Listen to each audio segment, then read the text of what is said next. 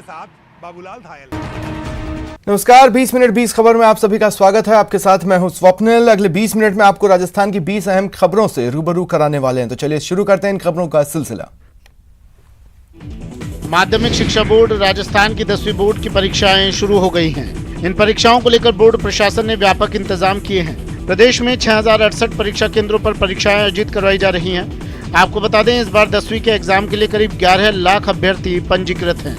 2 साल बाद कोरोना के बाद हमने पेपर देने जा रहे हैं, तो हमें बहुत अच्छा लगा कि हमारे पेपर हो रहे हैं। हम बिना पेपर के पास नहीं होना चाहते थे वैसे, तो हमें अच्छा लग रहा है कि हम पेपर दे रहे हैं। बहुत अच्छा लग रहा है, पहला पेपर इतने टाइम बाद हो रहा है और बहुत तैयारी करी है और बहुत ही अच्छा महसूस हो रहा है। माध्यमिक शिक्षा बोर्ड ने 11 जिलों को संवेदनशील और अति संवेदनशील मानते हुए वहां के सेंटर्स पर सीसीटीवी कैमरे लगाए हैं। साथ ही माध्यमिक शिक्षा बोर्ड में कंट्रोल रूम भी बनाया गया है, जहां से परीक्षा की पल पल की मॉनिटरिंग की जा रही है।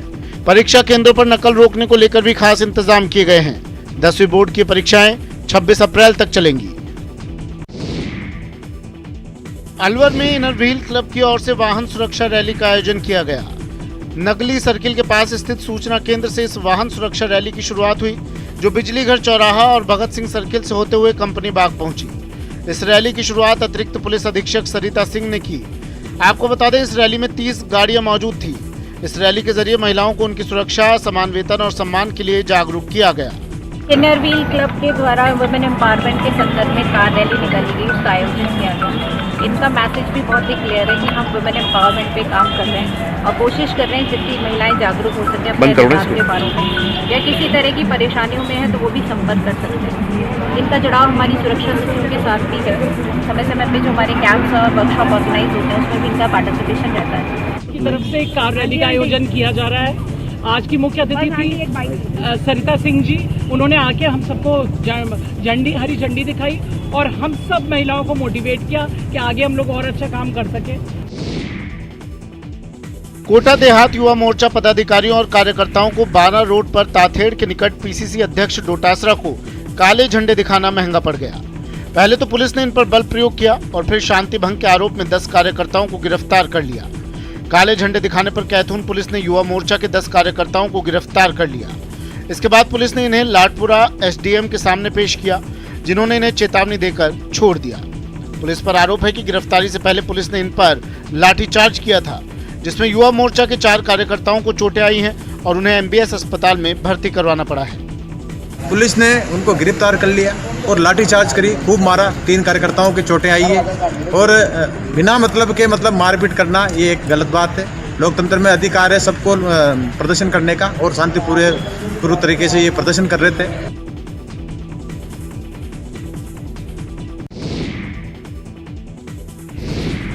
डूंगरपुर जिले के सदर थाना क्षेत्र के पालवड़ा फला बिलिया गांव में एक भतीजे ने 200 रुपए के बंटवारे के लिए अपने चाचा की पत्थरों से पीट कर हत्या कर दी। पुलिस ने आरोपी भतीजे को डिटेन कर लिया है। बताया जा रहा है कि पालवड़ा के रहने वाले शंकर फनात और उसके परिवार वालों ने उधारी में 6000 रुपए में एक बकरा खरीदा था। इस बकरे की उधारी का पैसा चुकाने के बाद इन लोगों को बख्शीश में 200 रुपए वापस मिल गए। 200 रुपए की रकम शंकर फनात ने अपने पास रख ली थी। इसके बाद ये सभी लोग घर लौट रहे थे, लेकिन रास्ते में देवल कोलरा तालाब के पास शंकर फनात के भतीजे शांतिलाल ने बाइक रोक ली और 200 रुपए में से अपना हिस्सा भी मांगने लगा। इसी पर दोनों में बहस शुरू हो गई और बात इतनी बढ़ गई कि भतीजे शांतिलाल फनात ने अपने चाचा शंकर फनात को पत्थर मारना शुरू कर दिया। कुछ देर में इन दोनों को अलग करवाया गया और शंकर फनात को अस्पताल ले जाया गया, लेकिन वहां उसकी मौत हो गई। बाद में मृतक शंकर फनात के बेटे के केस दर्ज करवाने के बाद पुलिस ने शांतिलाल फनात को गिरफ्तार कर लिया। अपहरण और मर्डर की धमकी देकर रंगदारी वसूलने वालों का खेल पुलिस ने महज 24 घंटों में खत्म कर दिया है और तीनों आरोपियों को गिरफ्तार कर सलाखों के पीछे पहुंचा दिया है। पुलिस का कहना है कि इन 3 आरोपियों के पास से रंगदारी में मिले 5 लाख रुपए की राशि भी बरामद कर ली गई है। बताया जा रहा है कि 29 मार्च की रात को श्री बालाजी पैकर्स के मालिक ने पुलिस में रिपोर्ट की थी कि पिछले 3 दिनों से अलग अलग नंबरों से उनके और उनके बेटे को अपहरण और मर्डर की धमकी दी जा रही है। इस धमकी के साथ आरोपियों ने उनसे 12 लाख रुपए की मांग की थी। बाद में मामला 6 लाख तक पहुंचा और फिर डर कर व्यवसायी ने 5 लाख रुपए फोन करने वालों को दे दिए। इसी की सूचना पर पुलिस ने एक टीम का गठन किया और 24 घंटे में मामले का खुलासा कर तीनों आरोपियों को गिरफ्तार कर लिया। साथ ही 5 लाख की रकम भी बरामद कर ली। मकान मालिक गए बाहर, चोर आए अंदर। 2 घंटे में चोरों ने उड़ाया 5 लाख का माल। घर का सारा सामान बिखरा है, अलमारी का ताला टूटा है और उसके अंदर से सारा कीमती सामान, गहने और कैश गायब है। कपड़ों की अलमारी की भी तलाशी ली गई है ताकि कहीं भी कीमती सामान छुपा हो उसे निकाला जा सके। तस्वीरें देखकर अंदाजा हो जाता है कि इस घर में चोरी हुई है। जिस घर में चोरी हुई है वो अलवर के अरावली बिहार थाना क्षेत्र के भूरा सिद्ध इलाके में है। बताया जा रहा है कि इस मकान के मालिक महेश अपनी पत्नी के साथ शाम को बाजार गए थे। 2 घंटे बाद जब वो बाजार से लौटकर घर आए तो उनके होश उड़ गए। उनकी गैर मौजूदगी में चोरों ने घर और अलमारी का ताला तोड़कर 3 लाख रुपए नकद और 2 लाख से ज्यादा के गहने चुराकर निकल गए। महेश ने इस मामले की रिपोर्ट दर्ज करा दी है और पुलिस ने चोरों की तलाश भी शुरू कर दी है, लेकिन अभी तक पुलिस के हाथ कुछ नहीं लगा है। मेरे कमरे के गेट टूटे पड़े हैं, अलमारी का सारा बिखरा पड़ा है, सारा का सारे तीनों अलमारियों के ताले तोड़ दिए उन्होंने। करीब मेरा 3.5 लाख रुपए का कैश था जो मैंने अभी सरसों बेची थी, हमारी ज़मीन है, वो आया था। बीच सड़क पर मारपीट कर रहे इन लोगों को जिसने भी देखा वो हैरान रह गया। एक दूसरे से कुछ लोग भिड़े पड़े थे और इनको छुड़ाने के लिए कुछ लोग जी तोड़ कोशिश कर रहे थे, लेकिन मारपीट में शामिल एक लड़का तो किसी कीमत पर रुकने का नाम नहीं ले रहा था। वो बार बार विरोधियों की तरफ लपक रहा था। ऐसा लग रहा था वो आज उसे छोड़ेगा ही नहीं। बीच सड़क पर मारपीट की तस्वीरें दौसा से आई हैं। दौसा के कलेक्ट्रेट सर्किल पर जिस बस के बगल में ये लोग मारपीट कर रहे हैं, दरअसल इसी बस में इस मारपीट की शुरुआत हुई है। बताया जा रहा है कि बस के अंदर कुछ यात्री बैठे हुए थे और जैसे ही कलेक्ट्रेट सर्किल पर यह बस आकर रुकी तो उसमें पानी, नमकीन समेत अन्य खाद्य सामग्री बेचने वाले युवक चढ़ गए। इस दौरान पानी की रेट को लेकर एक यात्री और युवकों के बीच विवाद हो गया, जिसके बाद दोनों पक्षों की ओर से मारपीट शुरू हो गई। इस मारपीट में दोनों पक्षों ने एक दूसरे के कपड़े भी फाड़ दिए। काफी देर तक बस के अंदर और बाहर ये लड़ाई होती रही। हालांकि बस के अन्य यात्रियों ने समझा बुझाकर दोनों पक्षों को अलग अलग करवाकर मामले को शांत करवाया। हेरिटेज नगर निगम जयपुर में अधिकारियों और कर्मचारियों के अटेंडेंस के लिए फेस रिकॉग्नाइज सिस्टम लगा दिया है। अब सभी अधिकारियों और कर्मचारियों को दफ्तर आने के वक्त और जाने के वक्त इसी सिस्टम में अपनी हाजिरी दर्ज करानी होगी। दरअसल कोरोना काल में हाजिरी के लिए बायोमेट्रिक सिस्टम को बंद कर दिया गया था और अब फेस अटेंडेंस के लिए बायोमेट्रिक सिस्टम के बजाय फेस रिकॉग्नाइज सिस्टम की मशीनें लगा दी गई हैं। फेस रिकॉग्नाइज सिस्टम का महापौर मुनेश गुजर और आयुक्त अवधेश मीना ने इसका फीता काटकर शुभारंभ किया। पहल नगर निगम हेरिटेज में राजधानी जयपुर के ग्रेटर क्षेत्र के पार्क में कचरा जलाने पर अब 200 की जगह 1000 रुपए जुर्माना लगाने का फैसला लिया गया है। नगर निगम ग्रेटर की उद्यान समिति की बैठक में फैसला लिया गया है। साथ ही इस बैठक में नगर निगम ग्रेटर के 884 उद्यानों के रखरखाव के लिए टेंडर के लिए तय की गई नई शर्तों पर चर्चा भी की गई। इसके अलावा ये भी तय किया गया कि नए टेंडर के अनुसार संवेदक को ही पार्कों का कचरा उठाकर पास बने कचरा डिपो पर डालना होगा। वहीं वर्तमान में नगर निगम ग्रेटर के पार्कों में खाद बनाने की बंद पड़ी मशीनों को फिर से शुरू किया जाएगा। मानसरोवर पार्क जैसी घटना की पुनरावृत्ति न हो, इसके लिए विद्युत उपायुक्त को पाबंद किया गया है। साथ ही ये भी तय किया गया है कि गर्मी के सीजन में प्रत्येक वार्ड में 100 परिंदे और पशुओं को पानी के लिए 30 कुंडों में पानी भरा जाएगा और मानसून के दौरान 1 लाख पौधे 150 वार्डों में लगाए जाएंगे। जो हमारे आगे आने वाले वर्षा ऋतु के लिए प्लांट्स के लिए हम लोगों ने प्लान किया है। परिंदों का, जैसे अभी देख रहे हैं कि मौसम बहुत ज़्यादा गर्म हो चुका है, तो परिंदों की व्यवस्था भी हमारे गार्डन्स के अंदर है।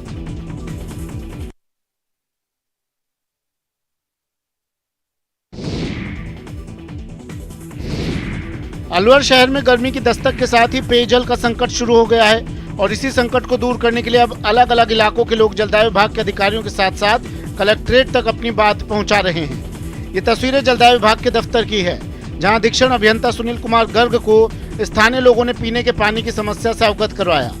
यहाँ आए लोगों का कहना है कि उनके इलाके में पिछले 2 सालों से पानी की समस्या बनी हुई थी, लेकिन अब पेयजल संकट कुछ अधिक गहरा रहा है। ऐसे में कई बार शिकायत के बावजूद समस्या का समाधान नहीं हुआ। ऐसे में मजबूरन में जलदाय विभाग आना पड़ा। इनका कहना है कि वर्तमान में पानी के टैंकर मंगवाकर काम चलवाया जा रहा है, लेकिन जब गर्मी प्रचंड होगी तो फिर इनका काम कैसे चलेगा कोई नहीं जानता।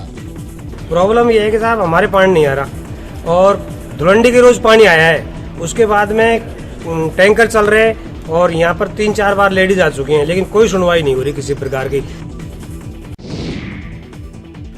प्रदेश में चारे के भंडारण की वजह से चारे के भाव में तेजी देखने को मिलने लगी है।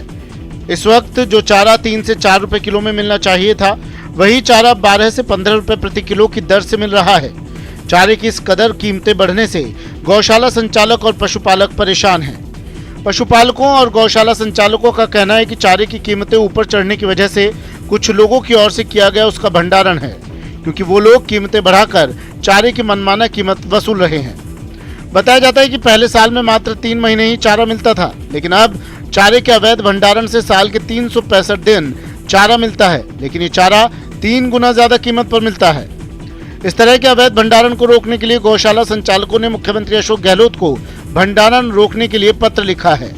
जो चारा पहले 4 रुपये मिलता था, अभी 8 रुपये, 10 रुपये, 12 रुपये हो गया है। तो इस संबंध में हमने मुख्यमंत्री जी का ध्यान दिलाया है कि चारा का जो स्टॉक कर रहे हैं उन पर रोक लगाई जाए।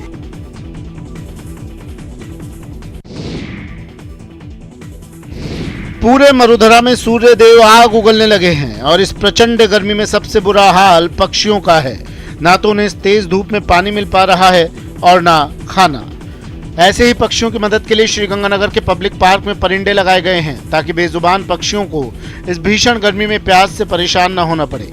श्रीगंगानगर के पब्लिक पार्क में लगभग 2 दर्जन परिंदे लगाए गए हैं। खास बात यह है कि इन परिंदों की हर दिन साफ सफाई कर उसमें स्वच्छ शीतल पानी भरा जाता है, ताकि न केवल पक्षियों की प्यास बुझ सके बल्कि उन्हें स्वच्छ पानी भी उपलब्ध हो सके। इतना ही नहीं, पक्षियों के लिए पानी के साथ साथ चुग्गे की भी व्यवस्था की गई है।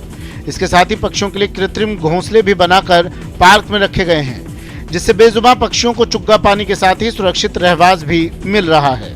हम तो इस व्यवस्था में यदि कोई योगदान दे सकते हैं तो वो ये है कि इनमें पक्षी और वनस्पति, इनमें यदि ज़्यादा बढ़ोतरी होगी तो ये पृथ्वी हमारे लिए एक संरक्षित रहेगी। राजस्थान का 73वां स्थापना दिवस समारोह रंगारंग कार्यक्रम के साथ संपन्न हो गया। जयपुर के अल्बर्ट हॉल में 550 से अधिक लोक कलाकारों और प्रसिद्ध कलाकारों ने इस मौके पर जीवंत राजस्थानी संस्कृति का प्रदर्शन किया। यहाँ कलाकारों ने पीढ़ियों से विरासत में मिली लोक संस्कृति के माध्यम से राज्य की परंपराओं को चित्रित किया, जिसका देखने वालों ने भरपूर लुत्फ उठाया। इस मौके पर अल्बर्ट हॉल में विधानसभा अध्यक्ष डॉक्टर सीपी जोशी, शिक्षा मंत्री डॉक्टर बीडी कल्ला, पर्यटन मंत्री विश्वेंद्र सिंह के साथ साथ कई गणमान्य लोग मौजूद रहे।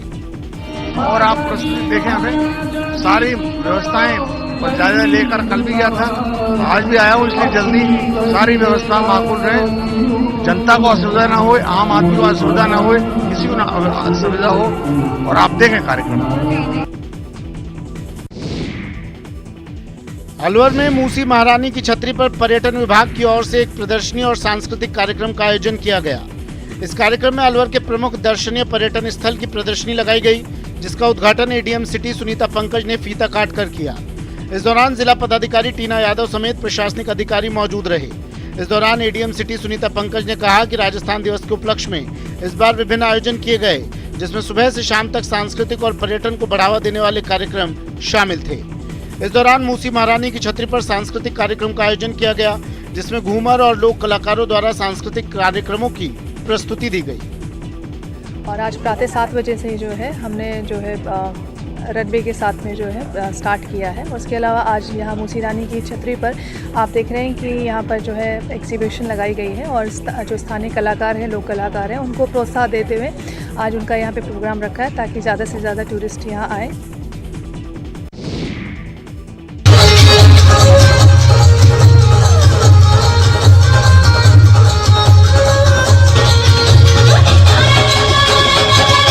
सीकर के फतेहपुर में जिला प्रशासन और पर्यटन विभाग की ओर से जिला स्तरीय कार्यक्रम का आयोजन किया गया।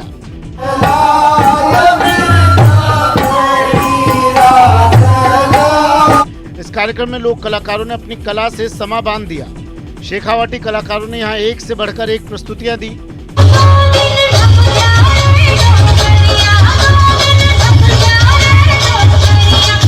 इस दौरान प्रसिद्ध लोक गायिका सीमा मिश्रा ग्रुप की ओर से भी एक के बाद एक बेहतरीन प्रस्तुतियां दी गई। इस कार्यक्रम में अतिरिक्त जिला कलेक्टर धारा सिंह मीणा, स्थानीय विधायक और राजस्थान वक्फ विकास परिषद के अध्यक्ष हाकम अली समेत कई जनप्रतिनिधि और अधिकारी मौजूद रहे। खास बात यह है कि पर्यटन विभाग की ओर से पहली बार जिला स्तरीय कार्यक्रम जिला मुख्यालय से बाहर आयोजित किया गया और कार्यक्रम में बड़ी संख्या में स्थानीय लोग मौजूद रहे।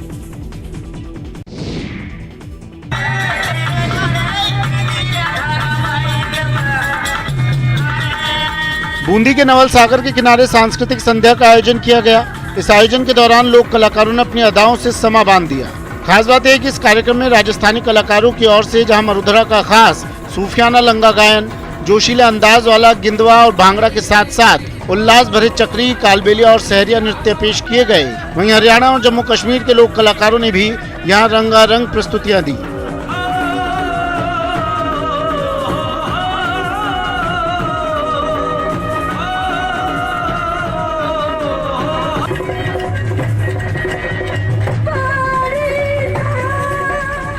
इस कार्यक्रम में जिले की कलेक्टर रेणु जयपाल, जिला प्रमुख सभापति, पूर्व मंत्री हरिमोहन शर्मा और एडीएम के साथ कई गणमान्य लोग मौजूद रहे।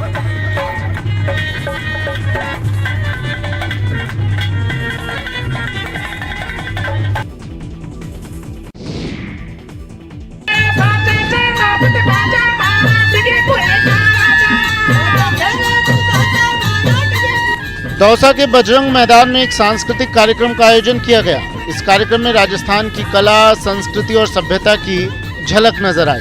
राजस्थान दिवस के मौके पर आयोजित इस सांस्कृतिक संध्या में राजस्थान के अलग अलग इलाकों से आए कलाकारों ने एक से बढ़कर एक सांस्कृतिक कार्यक्रम प्रस्तुत किए।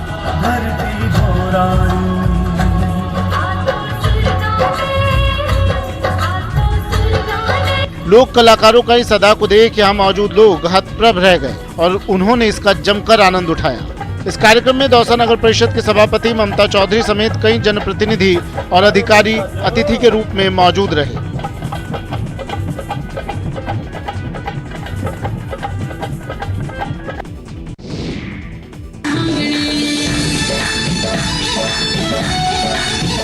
टोंक के कृषि ऑडिटोरियम में सांस्कृतिक कार्यक्रम का आयोजन किया गया। राजस्थान दिवस के मौके पर आयोजित इस कार्यक्रम में जिले भर के कलाकारों ने मनमोहक प्रस्तुतियां दी। इस कार्यक्रम में भवई नृत्य के लिए दुनिया भर में पहचान रखने वाले टोंक के अशोक पहाड़िया ने मंच पर 4 चांद लगा दिए। अशोक पहाड़िया के अलावा चरी नृत्य और कई छोटी छोटी बालिकाओं की मनमोहक प्रस्तुति पर पूरा ऑडिटोरियम तालियों से गूंज उठा। जिला प्रशासन की ओर से आयोजित इस कार्यक्रम में स्थानीय कलाकारों को जो मौका मिला वो प्रशंसनीय है। इस मौके पर एसपी मनीष त्रिपाठी परिवार के साथ पहुंचे थे, जबकि सहायक कलेक्टर शिप्रा जैन, जिला परिषद सीईओ देशल दान, एसडीएम गिरधर समेत प्रशासनिक अधिकारी और कर्मचारी यहाँ मौजूद रहे।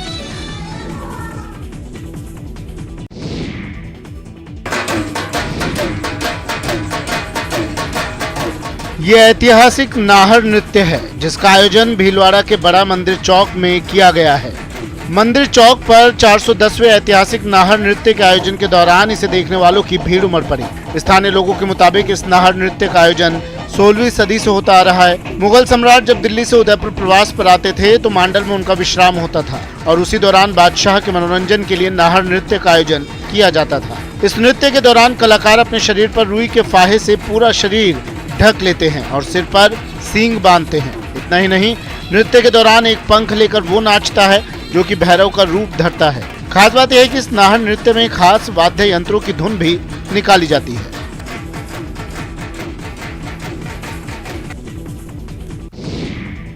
फिलहाल